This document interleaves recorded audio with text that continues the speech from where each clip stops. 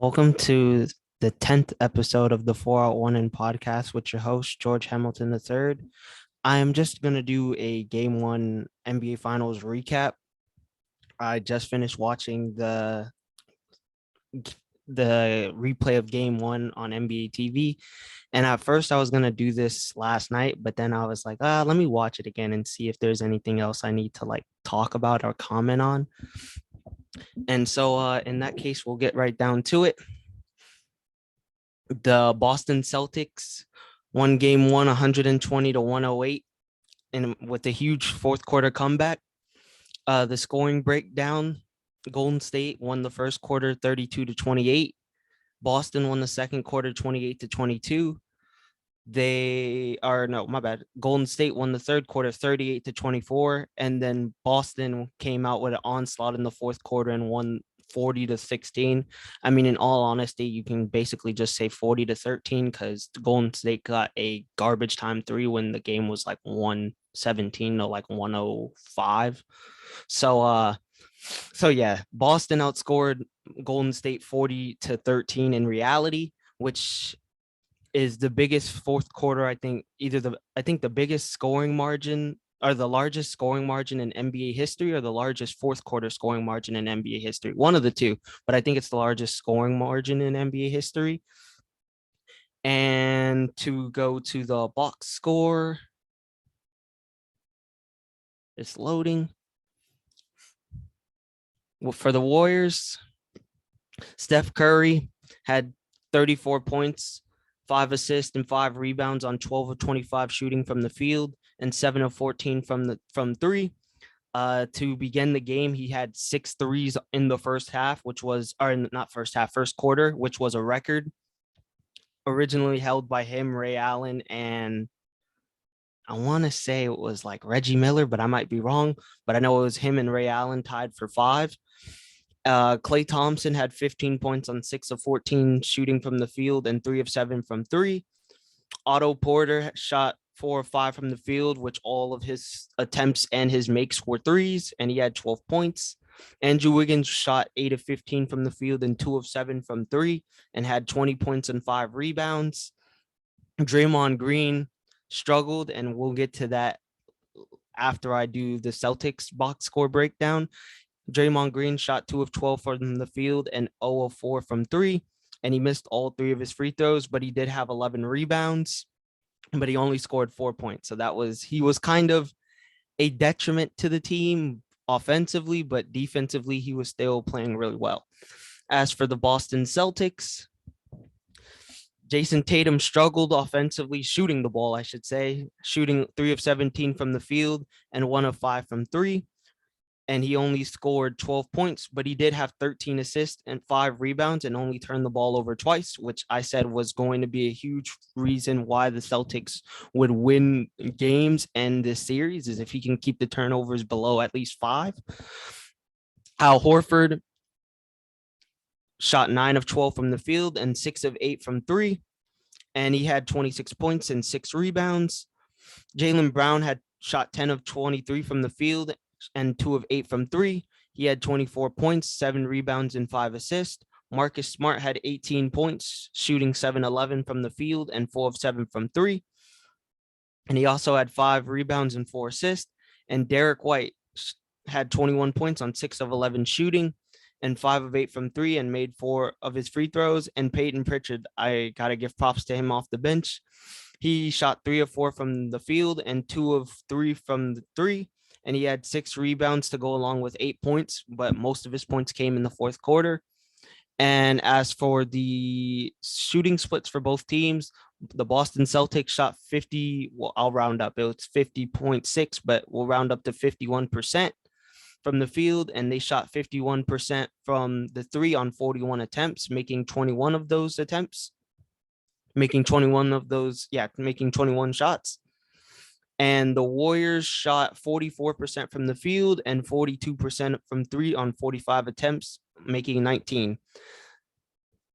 Another thing that stood out to me in the box score was the assist difference. The Warriors had 24 assists, in which is very shocking considering they are I think they are the best assist I think they lead the postseason in assists, in total assist numbers in terms for the team. I think they average like 26 or 27. And for them to only have 24 is very shocking compared to Boston's 33. Obviously, Tatum had a third of those, having 13, and Marcus Smart having, oh, he had 4, and Jaylen Brown had 5. Another thing that stood out to me was, I mean, even though the rebounds were even, Golden State had a lot more second chance opportunities. Kevon Looney had 6 of the 12 offensive rebounds for the Warriors, and as Boston had only 7 offensive rebounds. So Kevon Looney literally almost out rebounded the Boston Celtics offensively on the boards, which is very interesting to note. But we'll get into the fourth quarter breakdown, or I'll do quarter by quarter actually. So I mean, in the first quarter, it was literally the Stephen Curry show. It was obvious he's been hearing all of the rumors about him needing finals MVP and all of this and that. I mean, I don't think it changes where he is from a standings point in terms of the top 10 to 15 players of all time. I still have him right outside that top 10 spot, right inside the 11-12 area. And I mean, he just came out firing on all cylinders. In the first quarter, he had, I want to say, like 21 points. It's loading the box score. Yes, Steph Curry had 21 points on 7 of 9 shooting and was 6 of 8 from 3. As I said, he made 6 of his 8 threes. And I mean, part of that was, I mean, Boston was leaving him open. I think on some of the plays where he had an open look, it was just miscommunication, either with the pick and roll or in the transition, he would come up and no one would close out to him. So, I mean, they were just leaving him open. And then on some of his threes on the pick and roll, Boston was playing drop coverage, and the center or the pick and roll defender would drop I should say the center. Most likely it was either Robert Williams or Horford. They would drop too much and basically just leave Curry open for the wide open 3. And we all know Curry is the greatest shooter of all time. So that was a mistake, but Boston did clean up that portion of the defensive side in the second half and in the second quarter, but mainly in the second half too. And I mean, with all of that, Curry scoring 21 points, Boston was only down 4, which was a major plus. And I mean, Jason Tatum at that point was 2 of 5, which goes to show you that him shooting 3 of 17 means that he didn't score. He only had 1 made field goal attempt after that first quarter. And moving on to the second quarter, the box score is loading. Another thing I found easily with the second quarter is that on the Golden State side, Steve Kerr, I mean, I think this is going to be an adjustment he makes too, because I saw it on Warriors Twitter that Steph Curry is he is willing to tweak his minutes a bit to play longer. And I feel like that's something that's going to need to happen in order for the Warriors to be successful. I mean, I'll get into all of that after the quarter breakdowns and my adjustments that each team should make. But for the second quarter, Steph Curry was out for the first 6 minutes of the quarter. And I mean, Golden State couldn't build the lead. And I mean, Boston was just hanging around in the game. They would get, I think the biggest lead in the second quarter was, I want to say like 10 or 12. But then as soon as Curry was about to come in, the Boston Celtics went on a 10-0 or a 12-0 run. I want to say 10-0, a 10-0 run to tie the game. And that's when Kerr took a timeout and brought back Curry in. And Curry had only attempted 2 shots in that second quarter, a 3 and a layup. And I mean, I was going back and forth with some people on Twitter saying that Curry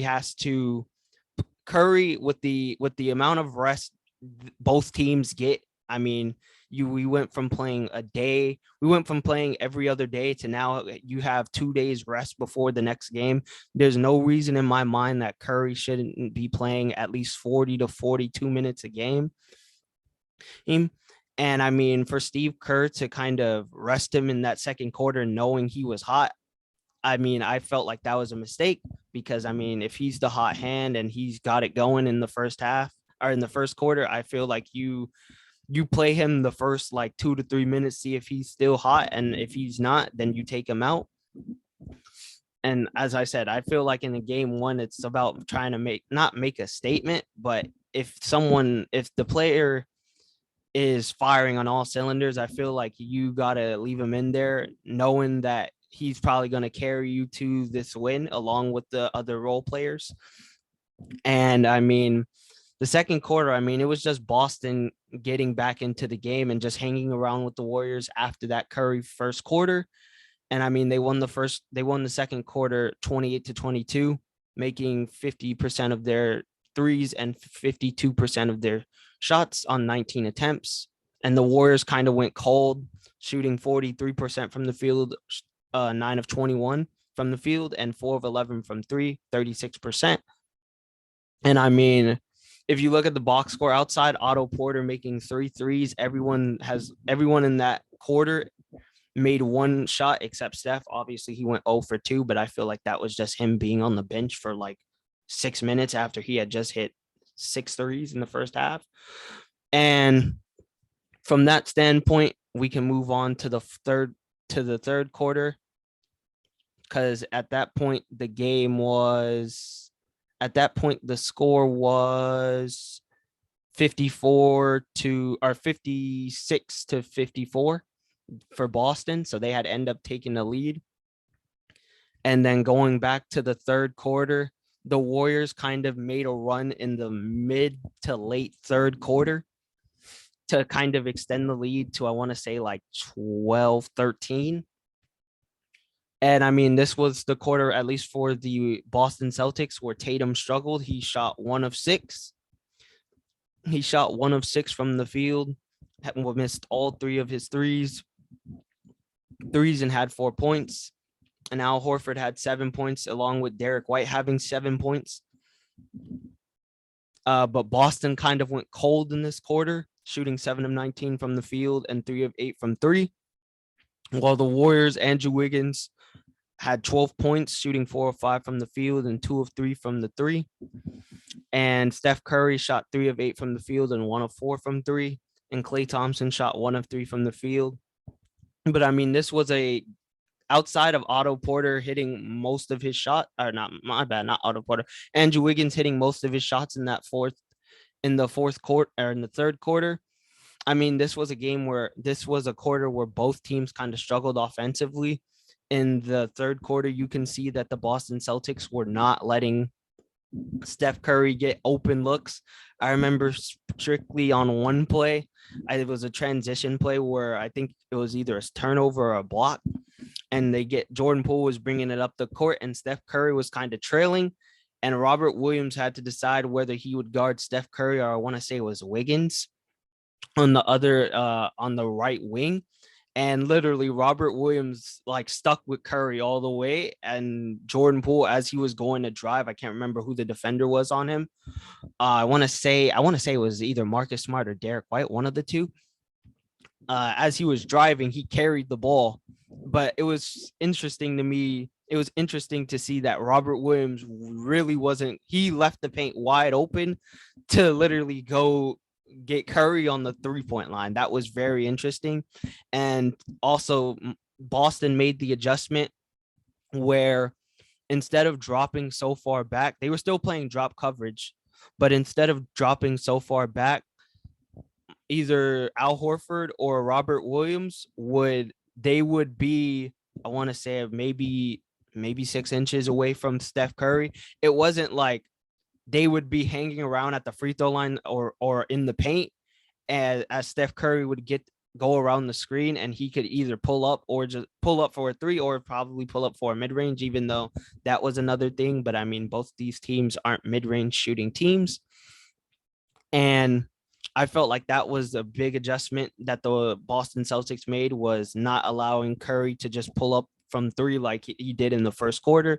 Horford and Robert Williams weren't playing that far back in drop coverage. They were literally daring Curry to make a play, whether it was to pass out of make a pass or to sort of try to get to the rim, even though knowing that Al Horford and Robert Williams are great half court defenders and they can literally recover in that instance, even though Curry is a magician when he gets inside the paint.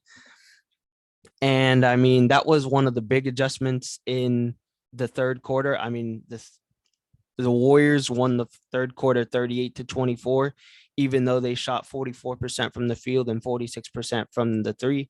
But Boston, as I said, went cold, shooting 36% from the field and 37% from three.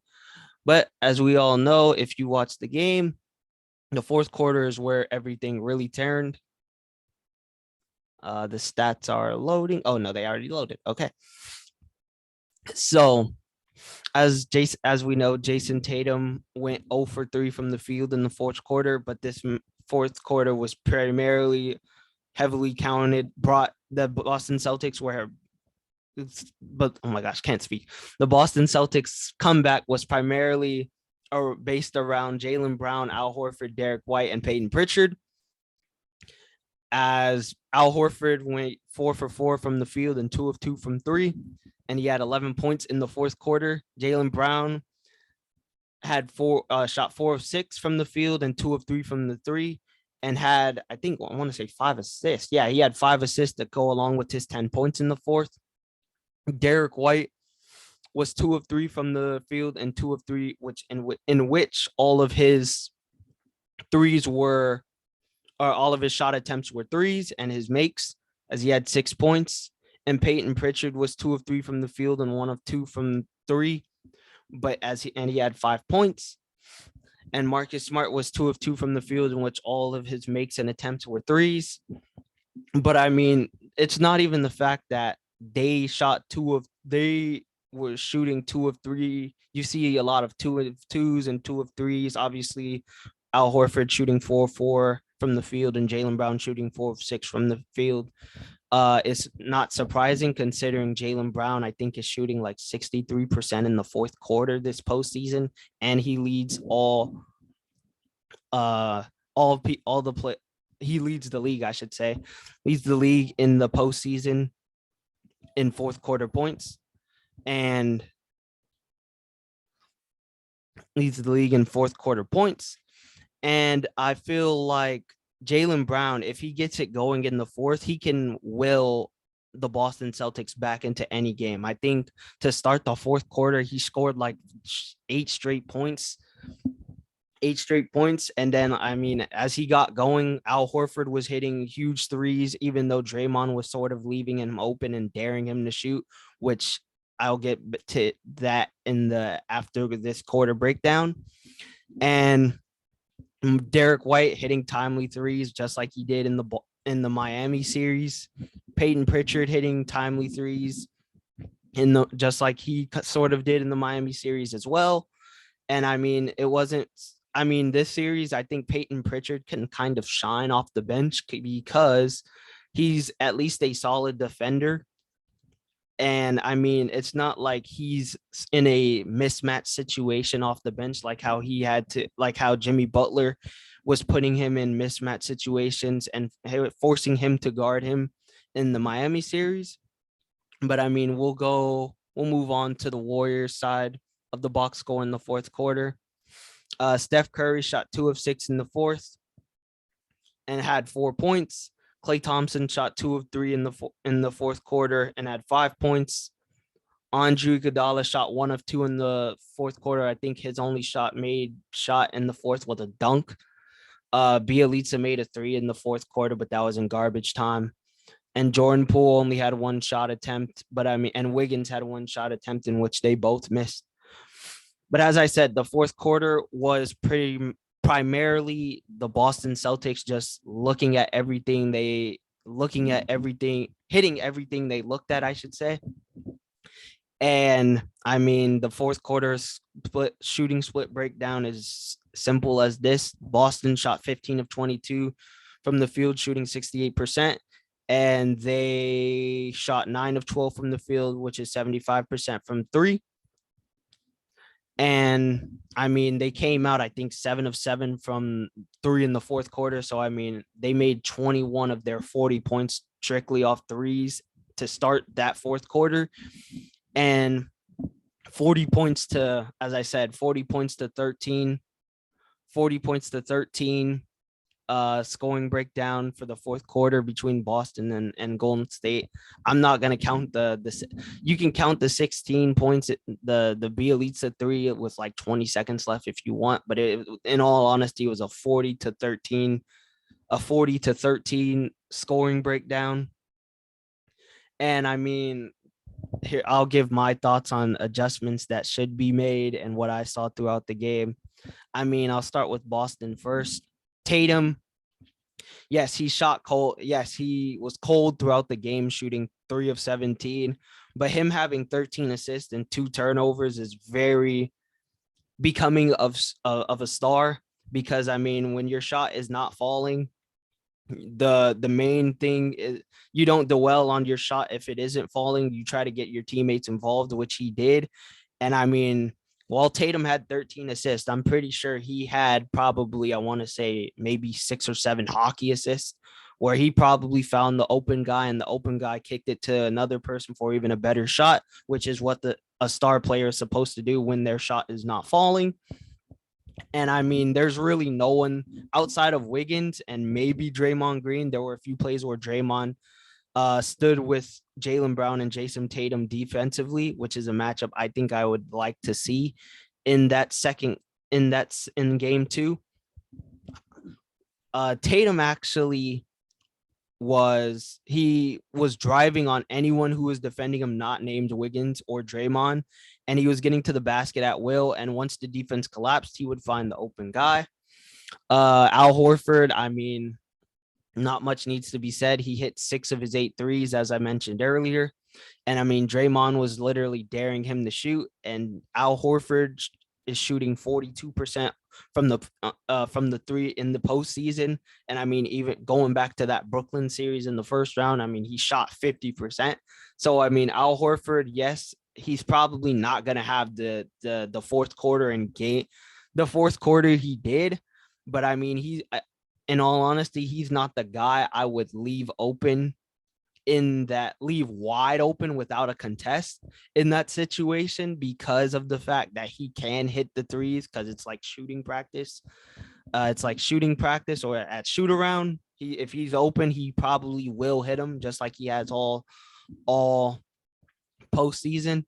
I mean, shooting 40%, 42%, shooting 42% in the postseason from three isn't like something to be fluke, isn't a fluke.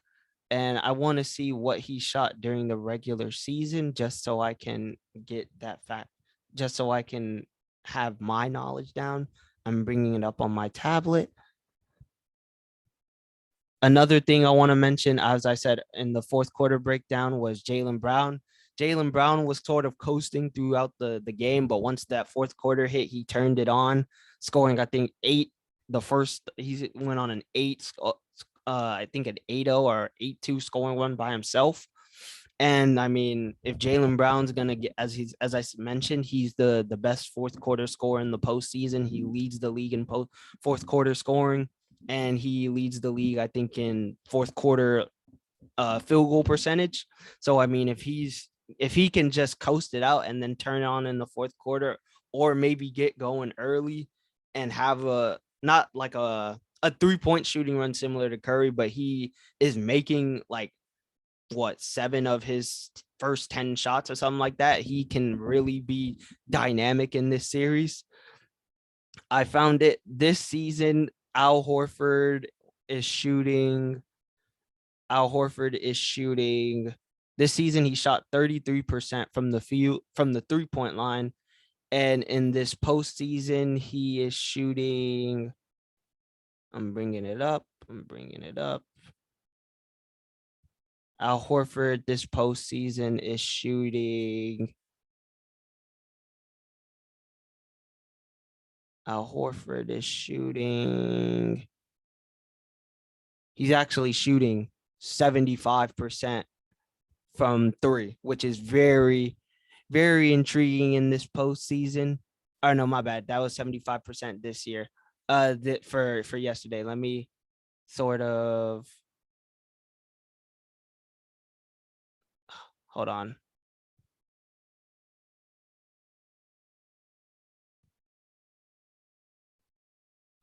This postseason, he's shooting 46% on 4 attempts, and he's making at least 2 of his attempts a game. So, I mean, 43% for the entire postseason is not something to like just hang your hat on, even though it's on 4 attempts. He has games where he shot at least 8 and made at least 5. So it's not something that's not the guy you would want to leave open in that instance. I mean, Marcus Smart defensively, he's the DPOY.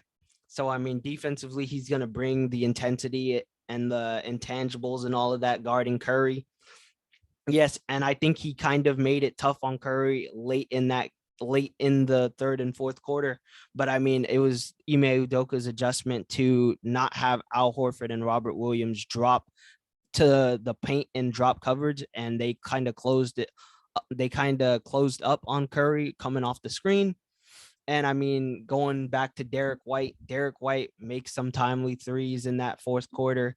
I mean, he is the guy that you would probably want to leave open because he has been fluky in terms of his shooting. Yes, he did make timely threes in the Miami series, but let me bring up his stats in the playoffs as well. I'm bringing them up. Derek White. All right. And this season, he shot 31%. I mean, obviously, he got traded from San Antonio to Boston. But we'll look at his career. We'll look at his stats for this postseason. And Derek White is shooting 31% from the field, 32%. I'll round up. He's 0.318. He's making a little bit over a 3-pointer a game on just under 4 attempts at 3.7. So, I mean, he is the guy that you would want to leave open in this situation. But I mean, if he's hitting, especially if he's hitting contested like he did in that fourth quarter, I mean, there's nothing you can there's nothing you can do at that point. You just got to tip your hat because he's making the contested threes. Peyton Pritchard off the bench, I want to give him some props because he kind of led that fourth quarter. He was kind of I don't want to say the catalyst, but he was one of the reasons why the Boston Celtics came back in the fourth quarter. Marcus Smart was on the bench, and he kind of held down the point guard front, hitting timely threes and playing good defense and making it tough on the Warriors shooters. And as for the Warriors, my first thing, since he's the first one up on the box score list, Wiggins, I think, needs to be more aggressive in this instance. Draymond, while I do love him as a player, Draymond should not be taking 12 shots in this instance. And I mean, some of the shots Draymond was shooting, he was forcing them, trying to create contact. And obviously, he's been in the finals to know like that most times they're probably not gonna call the contact if you instigate it, for a lack of a better word. But Wiggins shooting 8 of 15. I think he needs to shoot maybe 20 shots. If Poole isn't going to get going, if Poole is going to struggle, which I'm going to get into after I talk about everyone else.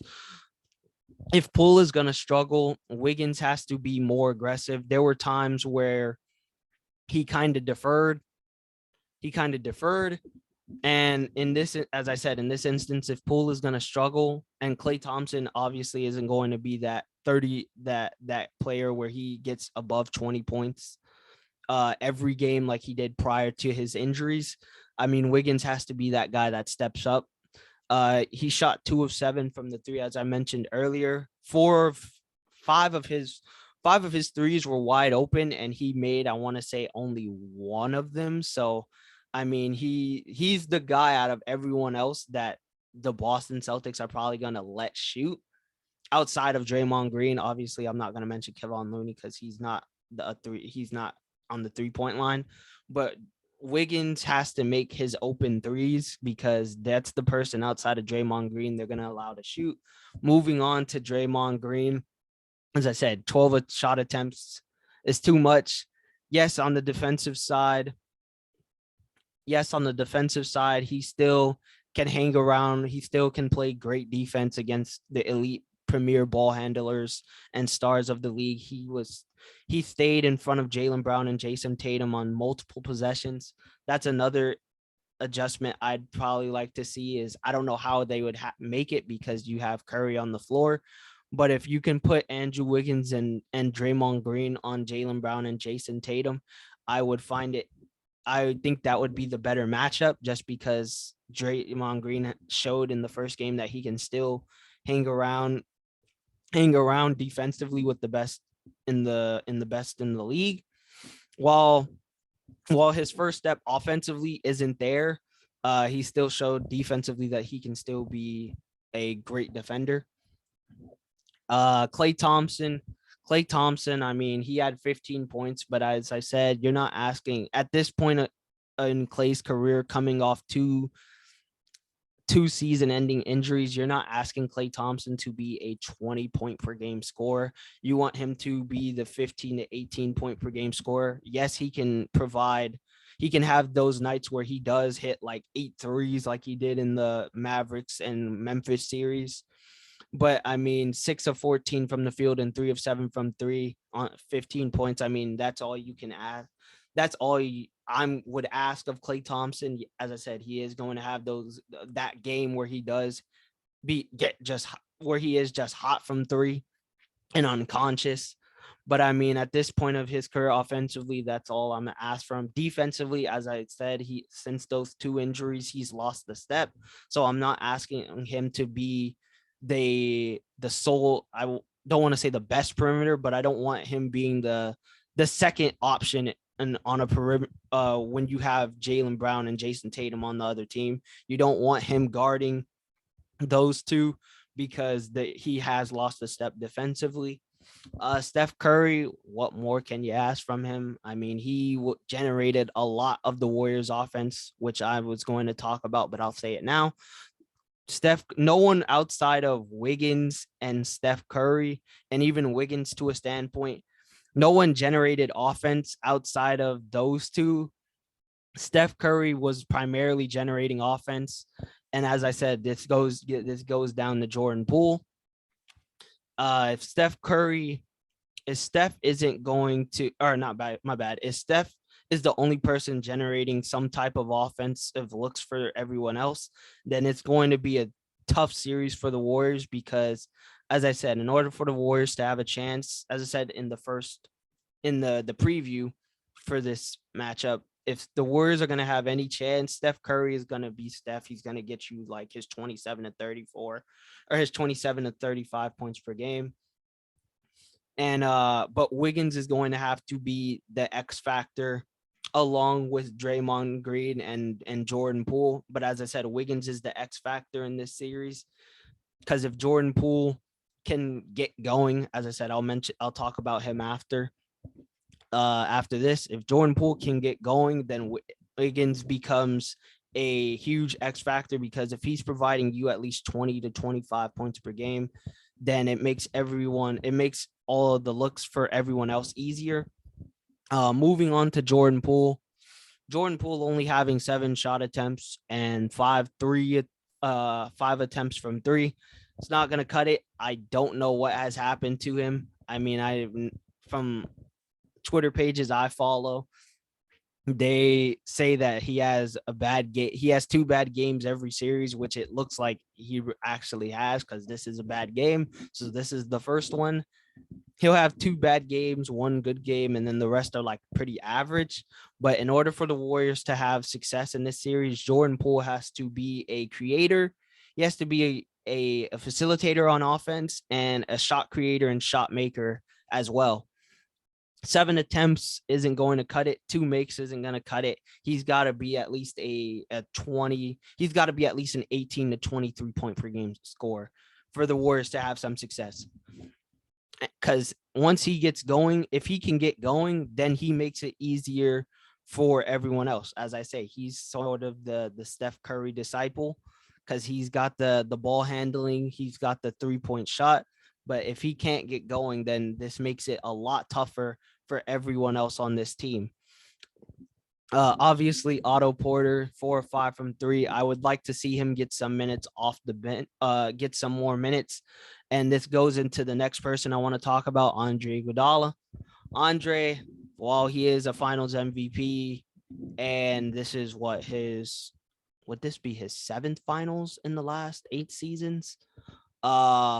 Considering he made the Finals with Miami, I think. Yeah, was it with I can't remember if he was on I feel like he was on Miami in 2020, but if not, 6 out of the 8 finals, at least 7 of the last 8, if I could remember it, including 2020, which I think he was on that team. He's just he's just 2 years removed from like being that player he was in that 2020 NBA Finals and 2019 NBA Finals run, and going back to that Finals MVP year he had. He's just removed. He's slow. He's a step slower than he was back then. And I think offensively, he doesn't provide you much. I mean, he made that 3 in like the 3rd quarter, which was very shocking. But there was a play where he had an open look and he passed it to Steph coming off the screen, which obviously back in the 2015, 2016 Warrior days, even including the Kevin Durant days, that was the right play to do. But in this instance, the Boston Celtics aren't any of those defensive teams that they faced back then. Those Cavs defensive teams that they faced back then, they're going to dare Andre Iguodala to shoot the ball. And if he's not, they're going to hound Steph. They were going back to Stephen Curry, going back to Steph. There were plays where Marcus Smart and I want to say like Derek White, they weren't even primarily looking at the ball. They were literally just guarding Steph. They were looking at the ball. Let me rephrase that. They were looking at the ball, but their focus was literally Steph. There was a play where Steph was in the corner and Marcus Smart literally had his hands out, like sort of guarding Steph. Like he wasn't even going to touch the ball, and Steph was not going to go backdoor. He wasn't going to come off a screen to catch the ball on the wing. Like Marcus Smart was literally hounding him. But as I said, Andre Iguodala is a step slower than he once was. I feel like the minutes he got, those 12 minutes he got, should somehow go to maybe Otto Porter. Maybe Otto Porter plays like 30 minutes in that instance. Kevon Looney does need to play 30 minutes, in my opinion. He played 25. But Otto Porter at least needs to get 25 to 28. Maybe somehow, some way you give those minutes to a Gary Payton II. I know he's coming off of his fracture elbow injury, but which I think was the main reason why Steve Kerr kind of held him out in this game. But I won't be surprised if he comes out and gets minutes in the second game too. And I feel like Otto Porter should get at least 28 minutes to force Boston to play Al Horford or Robert Williams on the perimeter, because in the minutes where Draymond Green and Iguodala were on the court together, there's no threat because obviously you have Steph Curry, you have Klay Thompson, and you have not Wiggins. You have Steph Curry, you have probably Klay Thompson or Jordan Poole, and then you have Andre Iguodala, Draymond Green, and Kevon Looney.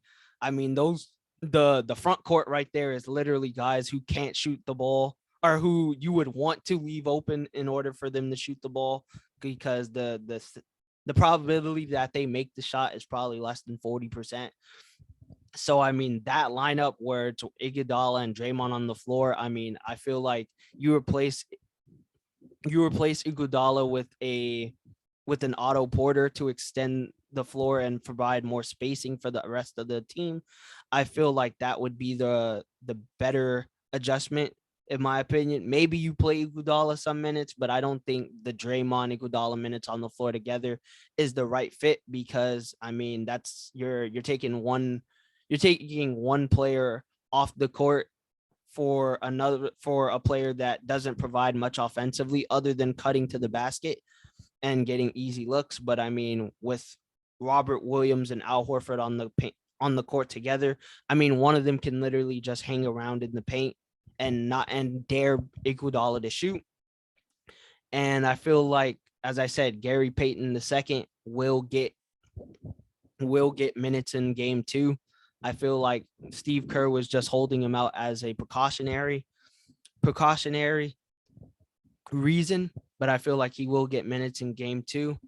As I said, I just gave my adjustments for what both teams should do offensively and defensively. I mean, offensively, Jason Tatum probably, as I said in the preview, Jason Tatum will only in order for the Celtics to win this series, he's only going to have he can only have one bad game. This was that bad game, and they actually won, which is very intriguing and surprising. But this is his one bad game. If he has a bad game like this, I doubt Al Horford. While Al Horford, this is his first finals appearance and I think like 150 games in the postseason, I feel like he will probably he will take over if he has to. But Jason Tatum, being the face of this franchise, face of the Boston Celtics, he cannot have a 3 for 17 shooting performance in the finals. I won't let that take away from the fact that he did have 13 assists and he was making plays for his teammates, but 3 for 17 cannot happen again for Jason Tatum. Jaylen Brown got hot in the fourth, as I said earlier. He did well. Al Horford and Derek White, while they shot the ball well this game, I don't think that will happen for the rest of the series. They might have another game where they shoot like this, but I highly doubt it. And as for the Warriors have to figure out how to generate offense. The Warriors have to figure out how another player besides Curry can generate some type of offense. I'd like to see that be Jordan Poole. But if it isn't Jordan Poole, Wiggins would have to be more aggressive in that instance. I would like to see Wiggins sort of take on the Draymond Green type of role that Draymond had in the 2015 to 2018 run, or at least 2019 run, where he was sort of at the top of the key and sort of the kind of not facilitator, but he was the one that would start the play, the plays that Golden State would run. If he can do that, as I said, my prediction for Wiggins this series was that he would average 28-4 or 28-5. He obviously had 20 points and 5 rebounds. He had 0 assists, but if he can become somewhat of a facilitator like Draymond was in that Warriors run from 2015 to 2019, I think that makes the Warriors more dynamic than they already are. And as I said, Jordan Poole has to get going in order for them to have a chance in the series, because I'm not expecting Klay Thompson to be a 20 to 28 point per game scorer. But if Jordan Poole can't get going, then this is a long series for the Warriors, because the Boston Celtics are going to keep loading up on Curry. They're not going to play drop coverage. They're not going to drop in coverage as much as they did in that first quarter compared to the second half. And I feel like my game 2 prediction, I feel like the Warriors are going to win by at least 10, I want to say. While Jason Tatum will have a better game, Jaylen Brown will play well. I don't see Al Horford and Derek White shooting the ball as well as they did. But I mean, the Boston Celtics at this point are playing with house money. They won the first game. They came back and won the first game in surprising fashion. So I mean, they're playing with house money. They can lose this game and at least win 1 or 2 at home. I mean, the Celtics have given up at least a home game to every team outside of Brooklyn in the first round, but Golden State needs to win this game. They need to win game 2, because if they don't, then this series becomes heavily favored in Boston's favor. I won't say they will win. They will sweep the Warriors, but they can win in 5, knowing that they just won game 1 on the road in comeback fashion. In surprising fashion by coming back down like at least 14 late in the fourth and shooting the ball well as they did. But this is my game 1 recap of the NBA Finals. The game 2 recap will be either Sunday or Monday. And Carlos will be back. We already talked about it and discussed. We will be back for game 2. Both of us will give our opinions and our takes before the series heads to Boston on Wednesday for game 3. Game 2 is Sunday. And this is the 401 in podcast, episode 10, with your host, George Hamilton III. And I'm signing off. Peace.